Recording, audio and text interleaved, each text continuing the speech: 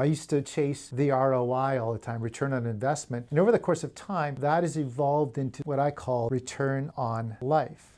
Hello, everybody. This is Randy Dyck on the Return of Life podcast. Return on Life podcast is really about how we get the most out of life, and not always the return on investment, but the return on life. And I have an amazing guest today, Danielle Andrews. Danielle's from Tallahassee, Florida, and she's an amazing agent. And she was a finalist actually for the 30 under 30. So that is a really impressive stat. But Danielle's been in business since 2016, and you're owner of Realty One Group Next Generation, a franchise. And so there's some really cool things that I want to unpack with that. But why don't you share a little bit about who you are, a little bit about your story, and then we'll dive deep into return on life. Yeah, thank you so much, Randy. I am so happy to be here. Like you mentioned, I am in Tallahassee, Florida, Florida's capital, up in the Northwest, Big Bend area, as we call ourselves, of Florida. I was actually born in Pittsburgh, Pennsylvania, but I consider myself a native Floridian almost. I've been in Florida since I was just about 7 years old. And so I grew up actually in Largo, Florida, just outside of Tampa in Pinellas County near St. Pete, Clearwater. And my parents actually still live there. So I love beaches, love pools, love wearing flip-flops. I definitely bring that to the North Florida atmosphere for sure.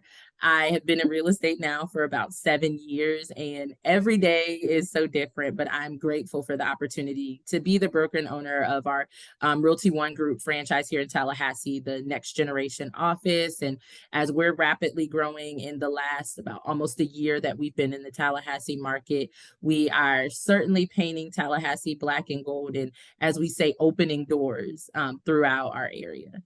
Oh, that's awesome. And obviously you started another brokerage, but why would you move forward with owning and operating your own brokerage? Does that have any piece on return on life for you?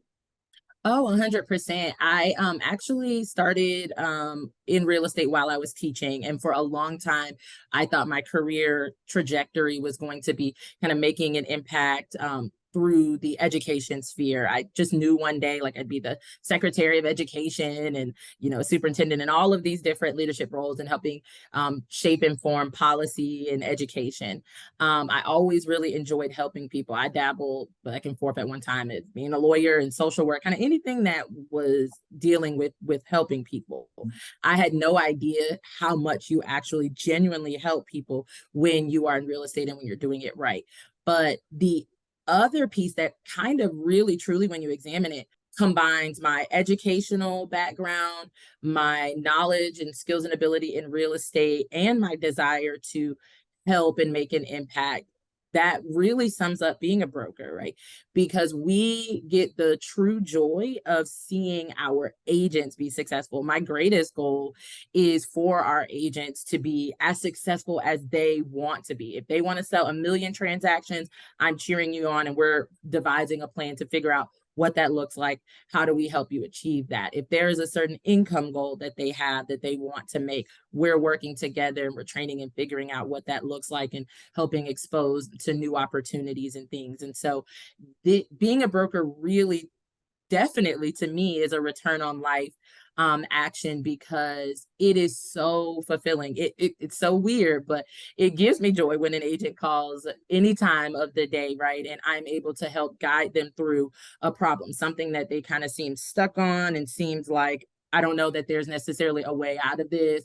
And me presenting an outside perspective or having dealt with this situation previously awakens them to something they hadn't thought of. They come to a win-win solution for all parties involved, and they're able to close that transaction successfully and with a high level of integrity. Awesome answer. And that is a theme that I hear over and over with the guests that are on return on life. Doesn't matter what walk of life is, if it's real estate, accounting, I interview a lot of business owners as well. And it's always about the servant-hearted person. They get so much more out of life by giving rather than always receiving. And so I hear that in your answer and in your voice. So that's just awesome. Awesome stuff. Is there something that you live by daily? Is there a principle or a rule that you live by daily that you'd like to share? So growing up, I never ever thought I would this adage would play so true in my life, but my mom would say it all the time, and it really just laid the foundation for my life. She would always tell me, to whom much is given, much is required.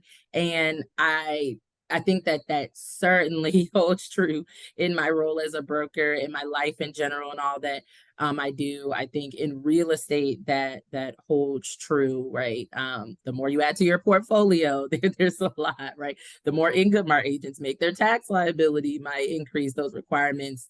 Just a variety of things. CE requirements increase and all of these different things. But that really is my leadership philosophy. Very much servant spirited. I believe that the broker essentially is a support staffer, not the leader per se of the office. It's not all about the broker. Our brand, our reputation as a company is largely driven by our agents. And so I am a support and a conduit to help them achieve that, remind them of the risk management that comes into these transactions, and help keep them and their family safe. But I am here to support them. Yeah, that's really cool. I have a saying, one life, one legacy. I love it. I love One it. life, one legacy. You have one life to live, and you only have one opportunity to create a legacy, which it sounds like you're doing. And your brokerage lives that through their agents as well. How many people do you have? How many agents do you have in your brokerage, Danielle? There are 14 agents, in addition to me, and over the last, so our brokerage soft opened with ROG, where it was just me.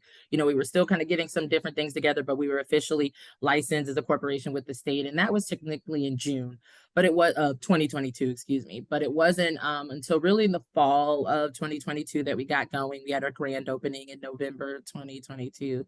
So we have been able to grow rapidly in a short period of time, and there's still lots of interest and things coming down in the pipeline, and awesome endeavors that we are releasing. But I really enjoy the paced growth. To me, it's not about our office having the highest agent count. Like, we can give that award to another brokerage. Certainly believe in quality, certainly believe in being able to help our agents grow and expand their knowledge, right? The more you know, you can do more with. And so to me, I'd rather have a smaller number of wonderful agents achieving their goals and doing so while giving their customers a great experience than to have a high number of agents with half of them engaged and half of them producing and different things of that sort. So I love the paced growth, and it's really helped the familial aspect and the training and coaching environment of our office too. Oh, fantastic. Along the way, life throws us a few curveballs and a few things. And, they can be very challenging, very difficult. I call them crucible moments. And is there some crucible moments, and that could be in your life or that could be in your business, that you've gone, man, this is really hard. But after you've fought through it, after you've worked your way through it, you realize that it was actually a blessing instead of a curse. Is there something you want to share with the theme of, getting return on life? Yeah, so I think that's happened to me, several different times in life. And I'll use an example that's not even so much a business example. I think oftentimes, right? So to those of you who are listening who may be considering purchasing a property, right? The one example in business is that I have never had a customer who's lost out on one property that when we actually went under contract on the right one, didn't feel like, now I see why the others didn't work out. They've been so happy with that. So business wise, that is definitely something that holds true, at least for my customers and I. But personally, I actually, not to get too deep, but I love it sharing, and I think this inspires Go people. deep if you want, Yeah. Danielle. My husband and I, we got married almost 3 years ago in May 2020. So pandemic marriage. And Mm. nothing else really better to do. So shortly thereafter, we were pregnant, and we were so excited, and things. And we get to the first appointment, and things, by that point, they kind of try to time you to where they typically should be able to see the heartbeat. Yeah. But the doctor wasn't concerned, thought I may just be not as far along as we thought. So they scheduled me for the following week. Well, in that time frame of leaving the appointment to the next appointment, we learned that I was experiencing a miscarriage, and we had, some, a procedure to fully terminate the pregnancy because my body wasn't responding as well to fully discharging as it should. And I was devastated. Even though, the doctor shared with you how common miscarriages are, I have a close family member who's experienced that and was really helping console and nurture me, in addition to, my husband and all of the others. It feels like a failure. It seemed like my Mm. body failed. I didn't know if I was going to be able to carry more children. I'm newly married. I'm like, oh, my husband definitely wants kids. We want kids. And I don't know if my body's going to allow me to do it. And there was all of these doubts. I got a lot accomplished business wise because I couldn't sleep. So there were many of nights where I think I was getting 1 or 2 hours of sleep. My anxiety was filled. And so, a few months later, actually, and the doctors did tell us this, that it's easier actually after a miscarriage, apparently, to get pregnant. We got pregnant with my now son, Omri. Our son is going to be 2 years old this May, Oh, and he is just the most perfect little thing. He's growing and learning at rates that astonishes us. He can piece together and say some words. We're like, where did you learn that? So that personally was probably one of the greatest curveballs. I didn't expect that. I was young, and you just think that you'll be able to have a child, never really think about the possibilities of what ifs. And so that gave me a lot of pause and self growth. I actually participated in therapy for the first time, overcoming that, and it helped grow our marriage. And I'm mm. so, seems weird to say, but I'm actually very grateful that we experienced that. Grateful for our son Omri and all of the learning lessons from that. Awesome. Awesome. Yeah, some of the most challenging things in my life have turned out to be some of the biggest blessings in my life as well. And Absolutely. you speaking about your son Omri and so forth, I'm going to be a grandparent here shortly, so I'm really excited about this whole process of Congratulations. yeah, I'm really pumped on that. So with that, getting married, got an amazing husband, Omri, an amazing son. How do you set boundaries with work, life, yourself? I mean, we still have to feed ourselves and do all that. How do you make that work in your day to day? I'm still constantly growing, and I only feel like fairly recently did I get to a comfortable balance, about maybe 6 months ago, with really feeling confident in my schedule and being able to stick to that pretty regularly. So I am now, most nights home between about 5 and 6 o'clock. And it varies just depending on if there's dinner leftovers and if I need to cook, between that. And I've been able to do that consistently. I've implemented opportunities on Sundays and Thursdays, actually. So, kind Mm. of beginning of the week and midweek, where my husband and I, we talk about what we have going on that week. We see if we need any coverage for Omri, if Omri comes with us for something we have going on. I love bringing Omri on showings. Now, not so much for pool homes or homes with stairs, because he gets crazy around those. But I really truly enjoy bringing him and allowing him to see these different homes and exposing him to real estate at such a young age. I was once on a buyer consultation, and he was yabbing in his car seat, and I joked with the customers that I said, I think my son has been around this for so long, from womb to actual life, that he's trying to conduct the consultation with you. So I do enjoy bringing our family in those environments. My husband has come on several different showings. So we have to communicate effectively on that. We do also have a great support system. My sister-in-law that lives here locally, she is so helpful with always agreeing and being willing to watch Omri.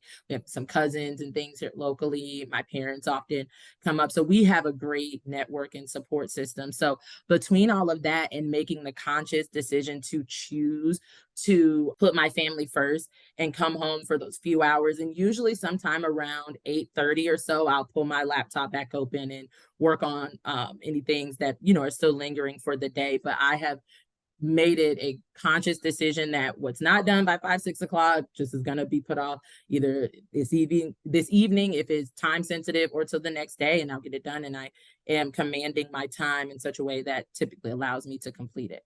Hmm. That's interesting that you're taking Omri with you. My daughter is now a realtor as well. And I joke with people that she's been selling real estate for 27 years. Yeah. And they go, how is that possible? Well, she was actually hanging out with me and my wife selling real estate 27 years ago. Yep. So all of that talk at the kitchen table, in the vehicle, showing up at a showing, she knows real estate probably better than most real estate agents because she's been doing it for 27 years. Yeah, she definitely has a head start. My husband and I were joking. There was a post on Facebook and it said something along the lines of, if you and your spouse switch jobs, who would get fired first? And for us, it's actually really interesting because now he's been exposed to so much real estate. And then we met, he's an educator. And so we met actually where he still currently works. And, I have an education background. So we're doing like, this kind of not really fair. We thought, I don't know who would get quote unquote fired first. So it's funny. Hmm. Okay, here's a bit of a tougher question. Fear. We all live with a bit of fear. Is fear a friend, a foe, or a motivator for you? Fear is definitely a motivator. I will definitely not lie or put on that there are not times where I get fearful or anxious or doubt myself. However, I actually have this as a tattoo. So my dad says, you've got a tattoo. You really got to live live to it. So I have a tattoo on my back that actually says faith over walk by faith, excuse me, and then some little footsteps. And so that is a constant reminder of faith over fear, and that they cannot truly dwell together. And so I have I am a fan of some good trouble, and that the worst that can, happen, at least for the risk that I'm taking. There's probably way worse things in some other people's risks, but the areas that I'm involved in, the worst that can happen with this is for actually me to not try, for me to not learn something, and for me to not grow. And then I am staying stagnant. And so, just like a flower, right? If we're not growing, then we're essentially dying if we're staying in the same place. And so in order to achieve further, I have to do the things that scare me. So when I'm setting business goals and I'm saying I want to start a brokerage, I was actually nervous. I was very afraid Hmm. of, I'm not from Tallahassee. Tallahassee is a very communal and relational town. And so although I have great ties here, I have been here for some years. I didn't know if agents were going to come and buy the ROG model and our untraditional means, right? I didn't know how that was going to be received. What if I didn't find an office space? What if, we can't stay afloat? Like, I mean, all kinds of what ifs. And those things do still come up, but I wouldn't know any of that, right? And I would just be living in this unpredictable hypothetical land if I didn't try and move forward. I ultimately, to overcome fear, I really had to get comfortable with failure, right? And that I am not a failure as much as that particular action. Okay, fail, but it was a learning and growing lesson, and I'm moving forward. Cool. What do you think is your greatest gift or superpower that you've been given? And when did you realize you had it? Ooh, that is a good one. And I would say it's probably a tie between strategy and innovation, and like that they go together. And if I absolutely had to choose one, I would say innovation, because I think that encompasses strategy, Yeah. how you take things and make it work. But I didn't actually realize that until a few years ago. I always been a creative, but in a different way. I'm not quite as artsy or like the typical creator, photographer, those types of things, but creative in such a way that between how I soak up knowledge, my desire to participate in trainings, right, and learn and grow and listen and study, and become a student of the industry that I'm in. So that, coupled with my desire to help people, my brain seems to work in such a way that I can typically envision the end goal and am able to find the right resources to help get there. And it may be uncharted territory. We haven't gotten there before, but the lender, for example, says, hey, I actually found out from the underwriter, if we do this, we can achieve that, right? The home buyer, this prospective home buyer, finding out that they have, I don't know, a family member who's willing to give them a gift, or they do have a 401k that they could pull from to help make this possible. And so just strategy, innovation, and how we go about getting somewhere, being able to see a larger picture and help speak to people openly to allow them to help me get there and things like that. I think they're definitely some of my greatest strengths. Cool. Great answer. Great answer. So for our listeners, a lot of them are going to be real estate agents looking for return on life. And after 30 plus years, I've seen significant trends and changes happening with real estate agents and how they work and what their expectations are, not only I guess for income, but what they want to do with their life. And this is really what's fostered return on life. Where do you see the real estate agent in 10 years from now? How does that look different? Does it look the same? Is there a different version? Are we going to be more involved, less involved? What do you see? Because you're an owner broker, you're talking to agents all the time about their futures.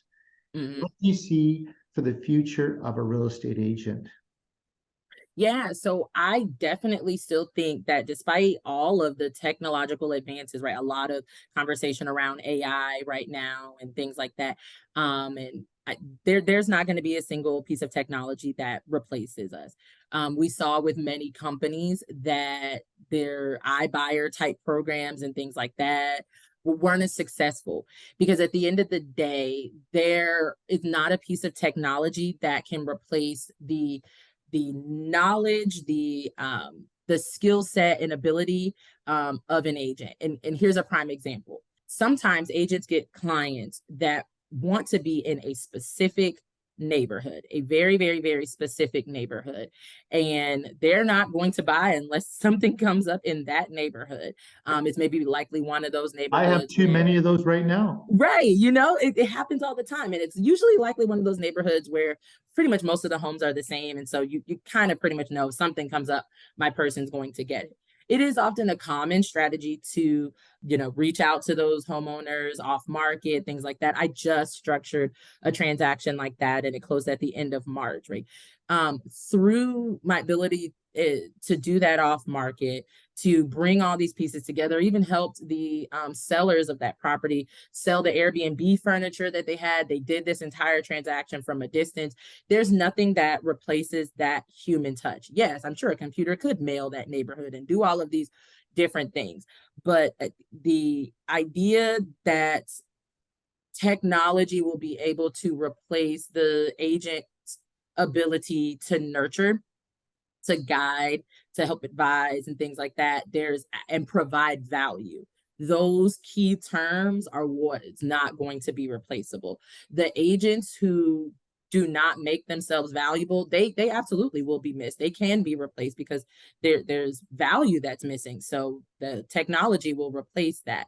But when you make yourself valuable, you have become so intertwined with your customers, right? And building that relationship over just facilitating a transaction. You are the customer's realtor for life, regardless of how real estate trends. They're coming to you and they're excited to work with you. They're excited to refer you. And I don't think, no matter how much time passes, that we will be replaced. Some of our competitors will get a little different and more crafty, certainly, but those adding value, those building relationships will not be replaced. Yeah, so agree with you. A little task that I often do every 3 to 6 months is I bring out a sheet of paper and I write a line down the middle. One side says green, one side says red. And I'm always self-evaluating, okay, how important am I to this process? If I don't need to be involved, that can go onto the red side. And that is where either an assistant or let's call it AI, can start to take over those pieces. But Hmm. there's so many, the real money-making tasks are always on the green side, and it Yep. always involves moi. Yep. It always has to have Absolutely. that personal touch, that human touch. We're in a contact sport, and Yes. people need us, so we'll always be valuable. But there's more and more things landing on the red side Hmm. over time, so we just have to really be aware of that. Yeah. Yep. Agreed. Is there anything that has limited your success and limited your return on life, that if you could like back up the bus, so to speak, and move forward, what would it be? Ooh, that's a good question. I have never really thought about that because actually going back to what we were speaking of earlier, even if during in the moment it seemed like I'm never gonna get out of this. It was so tough. I don't understand why. Like, oh goodness, Mm. woe is me. They have truly been training moments and a part of my course and journey. I think I don't know that it would be a moment as much as it would be people. I would love for some of the individuals in our lives who have passed to come back. I think that they'd add, you know, just such fun memories and touches to now to just further expand and just make life even more enjoyable. I told my husband time and time again, I got to Tallahassee just a little bit too late. I came in 2014, and his mom passed away in 2013. So about a year later, I'd gotten here, and it would have been so amazing to meet her. I hear all the time how great of a cook she was, and just different. I would love to learn those recipes, just gain knowledge and insight from her. Would of course love for her to have met our son Omri and be holding and interacting with him. So I don't know necessarily that I would undo anything from the past because every single thing has made me who I am today. But I would certainly love to be who I am today, where I am today, with all of the people in my family, at least, that I pretty much started life with and were here and watch me, grow up and things. What brought you to Tallahassee? Grad school. So again, thinking totally nothing on real estate, thinking I was going to move up in education. I had finished my time at the University of Central Florida in Orlando. I was coming from my master's at Florida State, and I was going to be studying education policy. And while in grad school, I'd started teaching so I could, start gaining that experience. I knew I wanted to go the policy route, but I never wanted to be someone in policy that didn't actually have classroom experience. So I wanted to, start in the classroom, gain some school level based leadership positions, and move up as an administrator and things before really focusing on policy. So it is so funny that that's what brought me here, but I have not really touched education much since stepping out of the industry. Well, there's the law of vibration, the law Mm. of proximity, and all that. So there was another reason why you were brought to Tallahassee, I think. Absolutely. Actually, at the school I was teaching at, that's where I met my husband. We weren't dating for anything at that time. Actually, for several years we were friends, and then when I had moved away and things like that, before coming back to Tallahassee, we had started dating and things. So meeting him was definitely in the plan and one of the reasons to move here originally. Right on. So I'll finish off with this question. We'll do a little bit of a speed round at the end. But being that you're in education, or that you started out in education, I think there's two gifts that we as people, as children, have in abundance. And as we grow older, we often push them aside. And those two gifts are curiosity Hmm. and our imagination. Absolutely. And over the course of time, whatever that is, things come our way, whatever, we shut down our curiosity and we turn off our imagination, which, the imagination is the most powerful vision board we have. Hmm. People build vision Absolutely. boards, and I go, well, why would you build a vision board? This thing up here is so incredible. So it seems so simple, so easy, but do you tap into your curiosity and your imagination in your day-to-day life?